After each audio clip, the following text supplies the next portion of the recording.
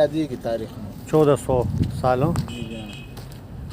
دا هغه آبادي وه.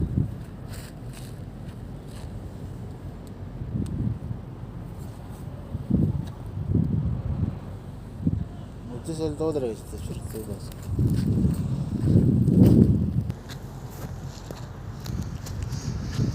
دا د نبی اسلام د وختونو آبادي ده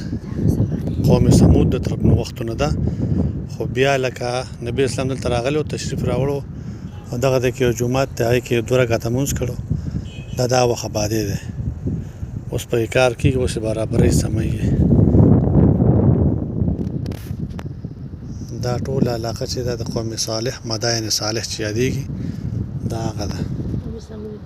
قوم ثمود چې څه ته ویل کېږي